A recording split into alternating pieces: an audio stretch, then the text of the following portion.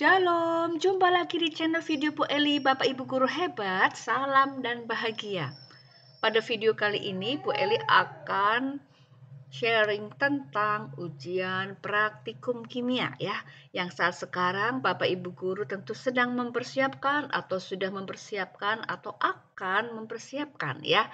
Nah Bapak Ibu Guru Hebat, sebelumnya mohon bantuan subscribe, like, share, dan komen. Semoga channel ini semakin bermanfaat bagi para pengunjung ya. Nah, ujian praktikum kimia yang Bu Eli bahas kali ini adalah topiknya elektrokimia. Materi besarnya adalah bab elektrokimia ya. Nah, Bu Eli menyajikan 3 jenis topik ya. Kita mulai.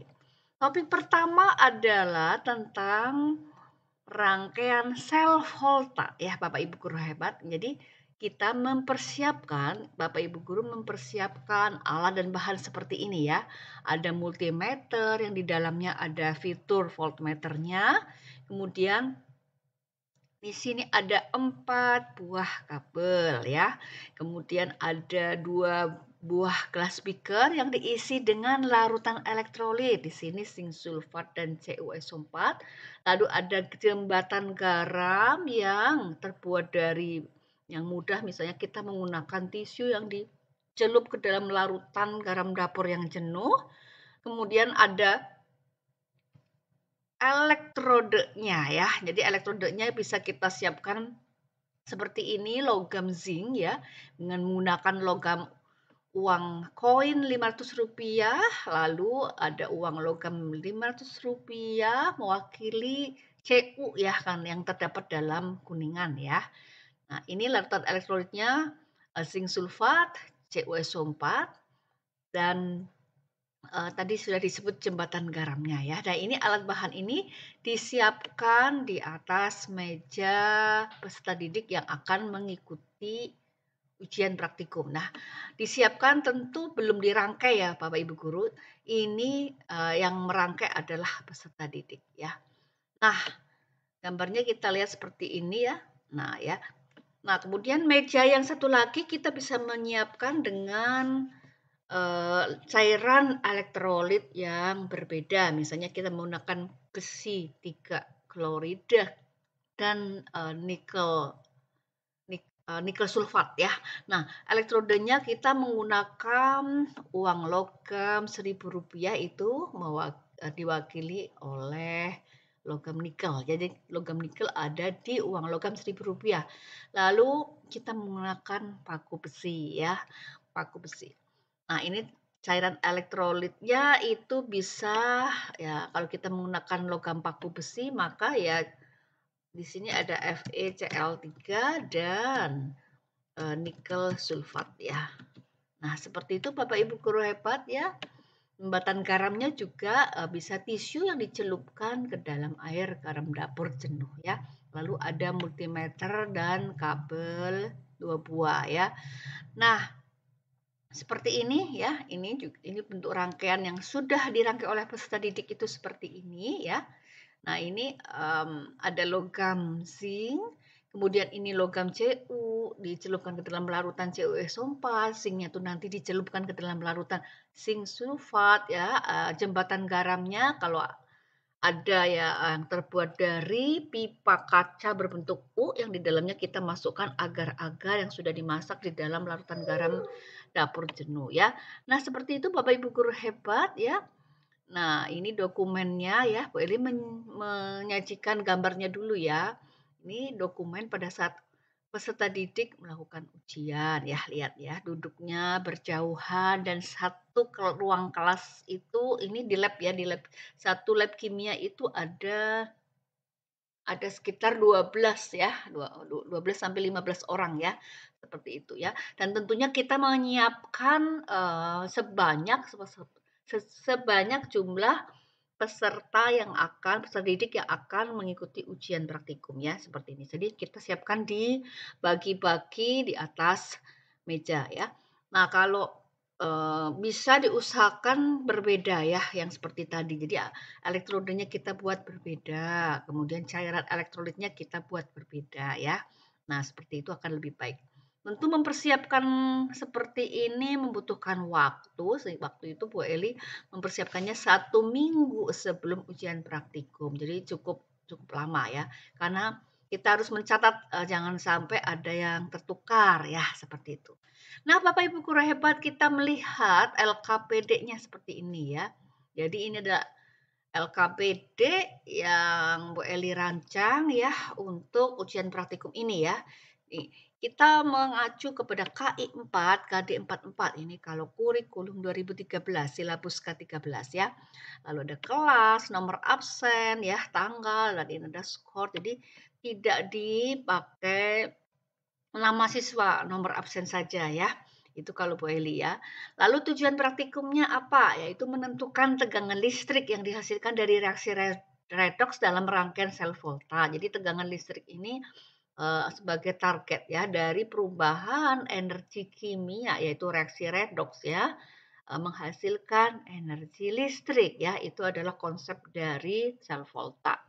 Kemudian menghitung nilai NO sel berdasarkan tabel data potensi reduksi standar ya. Jadi kita membandingkan hasil rangkaian sel volta kita yang diukur dengan menggunakan alat multimeter tadi terhadap nilai NO sel teoritis ya. Nah, lalu dilanjutkan dengan menggambar diagram sel volta hasil praktikum. Nah, ini tujuannya, cara kerjanya adalah mengamati alat bahan yang sudah tersedia di meja praktikum, kemudian merangkai sel volta dengan tepat, dilanjutkan menjawab pertanyaan ya. Ini pertanyaannya seperti ini. Anoda yang Anda lakukan adalah logam apa ya? Tadi kalau disajikan di sana ada zinc dan Cu, tentu anodanya adalah zinc ya. Kutub anodanya adalah min ya. Konsepnya katoda positif, anoda negatif ya. Nah, lalu anoda tercelup pada larutan ya. Jadi ini kation logamnya harus sama ya dengan anodenya ya. Kalau anodenya kita pakai zinc maka larutannya adalah zinc sulfat ya, garam-garam yang mudah larut dalam air ya. Nah, katoda yang Anda gunakan adalah logam ya. Misalnya kita menyiapkan Cu, maka katodanya ya Cu ya. Nah, kutub katodanya adalah positif ya. Katoda tercelup pada larutan apa? Ini harus sama yaitu larutan CuSO4. Nah, lanjut ya, jembatan garam. Nah, jembatan garam ini kuncinya adalah garam-garam netral ber-pH 7, garam-garam yang larut dalam air ya.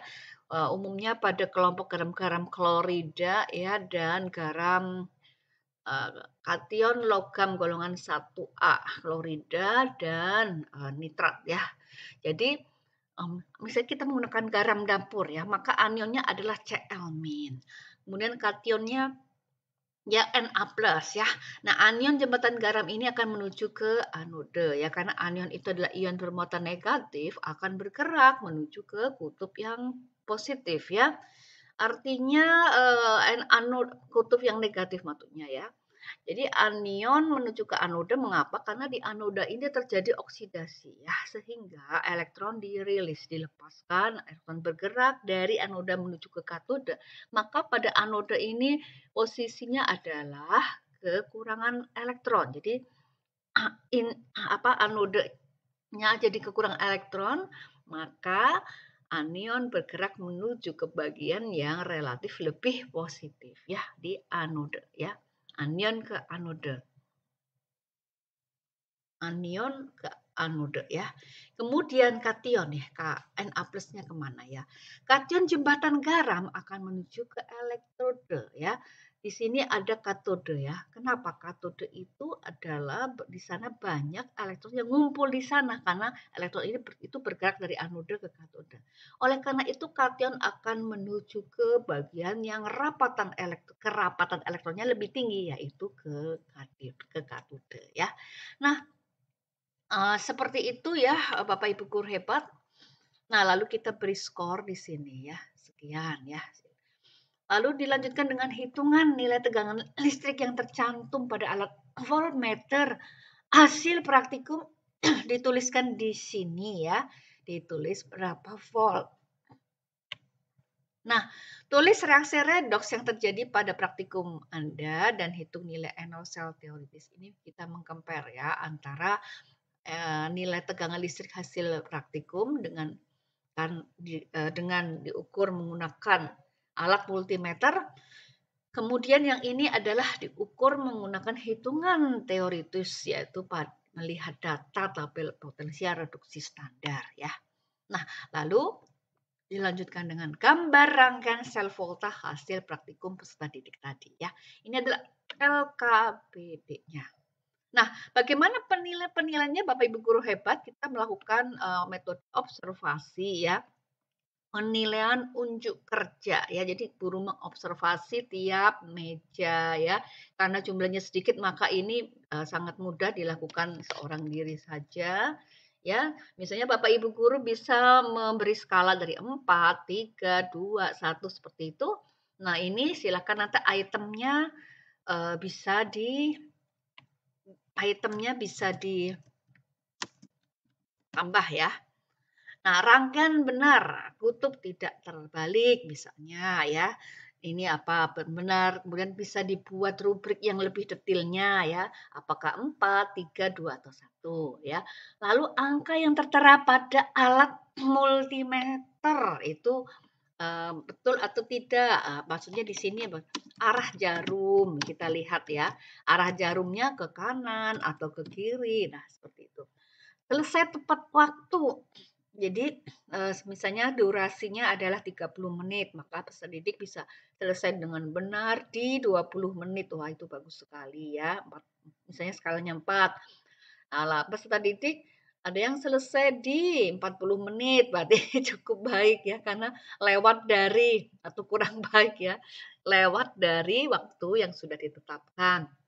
Kemudian di sini kebersihan meja setelah bekerja ya. Di sana disiapkan tisu atau peserta didik membawa tisu sendiri, ada cairan yang jatuh di meja itu dilap atau tidak ya. Ini termasuk aspek ya karakter kebersihan meja setelah praktikum. Nah, seperti itu untuk penilaian-penilaiannya kira-kira ya Bapak Ibu guru bisa kembangkan sendiri ya. Nah, ini tadi dokumen hasil praktikumnya untuk topik rangkaian sel volta ya. Nah, seperti ini. Baik, seperti itu Bapak Ibu guru hebat, kita lanjut di topik kedua LKPD. Nah, ini ya.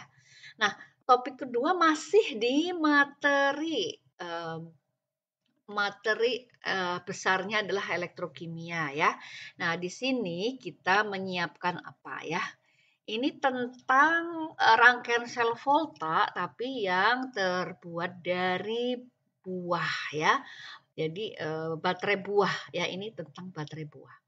Nah, di sini kita menyiapkan elektrodenya bisa berbeda-beda ya setiap bangku ya. Itu elektrode dari uang logam koin Rp500 ini mewakili logam zinc. Kemudian ada uang logam Rp500 kuningan ya, itu adalah mewakili logam Cu ya. Dan ini jumlahnya masing-masing 6 buah. Ada alat multimeter dan kabel 4-6 buah. Kemudian buah-buahan ya. Ini bisa disiapkan peserta didik sendiri atau kalau sekolah punya dana disiapkan oleh guru ya. Di sini Bu Eli menyiapkan buah tomat, kemudian timun, apel ya. Ini ada pisang seperti itu ya. Nah ya, intinya buah-buahan yang mengandung cairan elektrolit karena di dalam buah-buahan itu ada asam-asam organik lemah ya, ada kalium, ada natrium, itu adalah larutan elektrolit yang sekaligus berfungsi sebagai jembatan garamnya ya. Nah, Bapak Ibu guru hebat, nanti peserta didiknya merangkai seperti ini ya. Nah, seperti ini kita lihat dulu gambarnya ya. Nah, itu ya. Dirangkai seri. Ya, ada lemon ya di sini. Ada pisang, ada kiwi, ada yang bawa buah kiwi ya Bapak Ibu. Seperti ini ya. Oke. Nah, ini adalah tentang membuat baterai buah ya. Baterai adalah konsep dari sel volta ya. Tujuannya menentukan tegangan listrik yang dihasilkan dari reaksi redoks dalam rangkaian sel volta tapi yang terbuat dari buah ya, baterai alami, Nah, menguji timbulnya energi listrik yang dihasilkan oleh baterai buah menggunakan lampu LED. Jadi kita untuk meyakinkan apakah, sudah betul rangkaiannya sehingga dihasilkan energi listrik di sana, maka ada lampu LED yang bisa menyala ya. Kemudian, menggambar diagram sel volta baterai buah ya. Nah, cara kerjanya sama seperti tadi, setelah mengamati apa saja yang ada di meja praktikum, kemudian mereka mulai merangkai ya, dengan menggunakan semua buah yang ada ya, 4 butir buah harus digunakan semua ya. Kemudian menjawab pertanyaan. Buah yang Anda gunakan apa? Misalnya yang tersedia di meja apa? Ketimun atau tomat ya. Anode yang digunakan adalah logam apa, kutub anodenya apa, anoda tercelup dalam larutan buah yaitu ya, di dalam buah itu ada larutan elektrolit ya. Nah, ini larutannya apa? Ini tentu sudah diberitahu sebelum ujian, peserta didik harus mencari dari berbagai sumber informasi. Di dalam buah itu ada zat-zat kimia apa saja ya, bahan-bahan apa saja, zat elektrolit apa saja ya, seperti itu. Katodenya logam apa, kutub katodenya apa, kemudian di sini, katode ya, katodenya tercelup dalam larutan buah, yaitu, nama larutannya apa ya. Nah, jembatan garam dalam buah itu berupa apa ya, tentu di sini mereka sudah belajar terlebih dahulu ya. Lalu fungsi jembatan garam dalam menghasilkan tegangan listrik ya, itu untuk apa ya. Nah, di sini hitung tegangan listrik hasil rangkaian seri yang tercantum pada alat voltmeter dengan alat multimeter tadi ya. Jadi ini dibaca alatnya berapa volt, kalau ada konversi ya silahkan dikonversi di sini ya. Jadi ini hasil dari praktikum.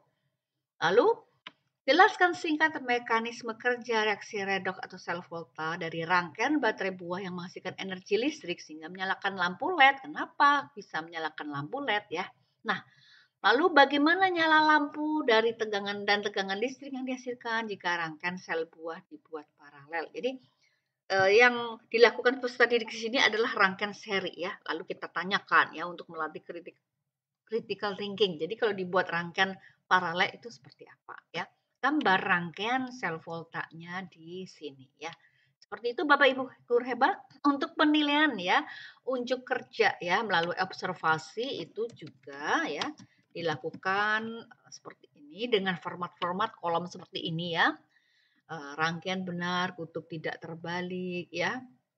Artinya di sini juga ada item semua buah dipakai ya, karena waktu itu Bu Eli menjumpai bahwa kita siapkan 4 buah, mereka ternyata tidak paham yang dipakai hanya 2 buah ya, berarti belum paham rangkaian serinya ya, rangkaian serinya. Nah, lalu angka yang tertera pada alat multimeternya benar atau tidak ya, arah jarum ya, arah jarumnya seperti apa ya.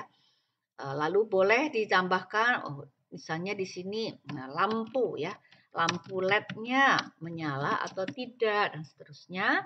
Bapak Ibu guru bisa membuat rubrik dengan lebih detail. Lalu selesai tepat waktu ya, ini manajemen waktunya dia ada di sini ya. Kebersihan meja selesai bekerja. Ya, seperti itu. Ya, nah ini dokumentasi hasil praktikumnya ya yang sudah Bu Eli sampaikan. Ya ini seru sekali ya untuk baterai buah ini ya Bapak Ibu guru hebat. Baik, kita menuju ke ya, topik ketiga ya.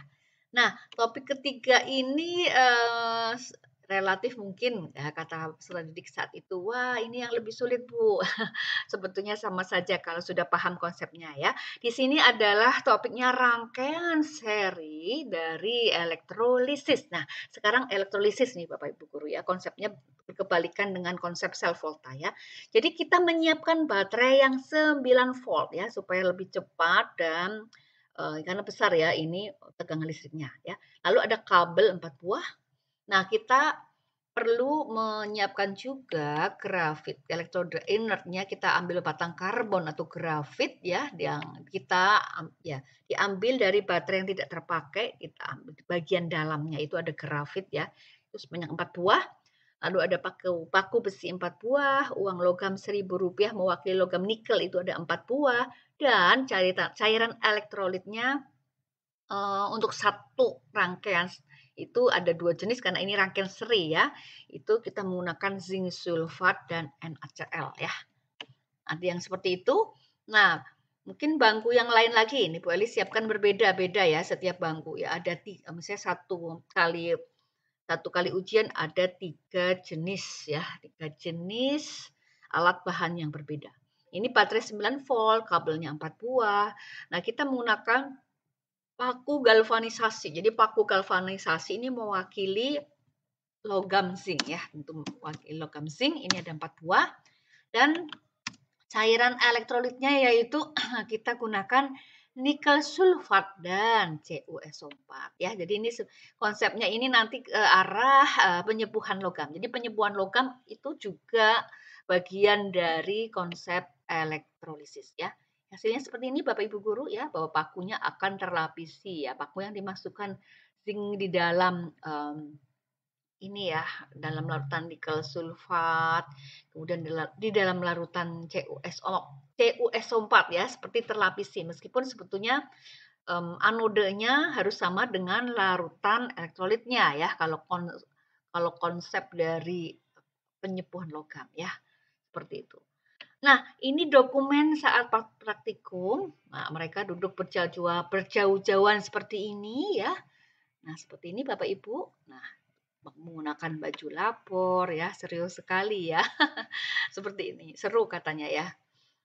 Nah, baik, sekarang kita menuju ke LKPD-nya seperti apa ya. Nah, LKPD-nya adalah tujuan praktikumnya itu membuat rangkaian sel elektrolisis seri ya. Membuat rangkaian sel elektrolisis seri, menentukan zat kimia yang terbentuk pada anoda dan katode. Mengapa? Karena elektrolisis itu adalah perubahan energi ya, dari energi listrik ke energi kimia. Nah, energi kimianya kita bisa ambil di anodenya terbentuk apa, zat apa terbentuk pada katode ya. Jadi zat-zat yang muncul yang diproduksi dari hasil reaksi redox itu ada di anode dan katode ya. Ini merupakan zat-zat kimianya yang harus kita pahami ya, harus kita catat ya. Lalu menghitung jumlah zat yang dihasilkan pada rangkaian yang sudah dibuat ya. Menghitung jumlah zat yang dihasilkan di anode itu berapa kuantitinya. Jumlah zat yang dihasilkan pada katode itu berapa kuantitinya. Dan ini dihitung berdasarkan hukum Faraday tanpa rumus ya. Bu Eli pernah mengupload video menghitung jumlah zat yang dihasilkan dari reaksi elektrolisis dengan menggunakan hukum Faraday tanpa rumus. Silakan dilihat pada video-video yang sudah dipost ya. Cara kerja, amati alat dan bahan yang sudah tersedia, kemudian rangkai secara seri ya. Jadi targetnya adalah peserta didik dapat merangkai secara seri ya. Sel elektrolisis menggunakan sekian buah kabel yang sudah tersedia dan kedua larutan yang ada di atas meja ya. Kemudian menjawab pertanyaan ini, sel 1 ya, anode yang digunakan pada sel 1 apa ya? Logam apa? Kutub anodenya apa? Ya ingat, kutub di sel elektrolisis itu adalah katode negatif, anoda positif, kebalikan dari sel volta ya. Anodenya tercelup pada larutan apa? Elektrolit yang mana tadi ya? Lalu, katode yang digunakan pada sel 1 apa? Kutub katodenya apa? Plus atau min? Katode tercelup pada larutan apa ya? Kemudian sel 2 ya, anode yang digunakan pada sel 2 itu yang mana? Kutub anodenya yang apa ya? Anode tercelup pada larutan apa? Nah, lanjut, katode yang digunakan pada sel 2 adalah apa? Kutub katodenya plus atau min. Katode tercelup pada larutan apa? Jadi di sini memang kita bertanya detail ya supaya kita melihat peserta didik itu tahu paham pasti tidak ya, paham dengan pasti. Tidak kebalik-balik karena faktanya ada beberapa yang kebalik-balik. Jadi bingung begitu ya karena belum mempersiapkan ya. Belum belajar dengan baik ya. Nah, lalu tulis reaksi redoks yang terjadi pada sel 1 ya, reaksi redoks elektrolisis. Ya, ini sel 2 juga ditulis di sini ya, lalu jumlah. Nah, Kita masuk ke kuantitinya ya, hitungan dengan hukum Faraday ya.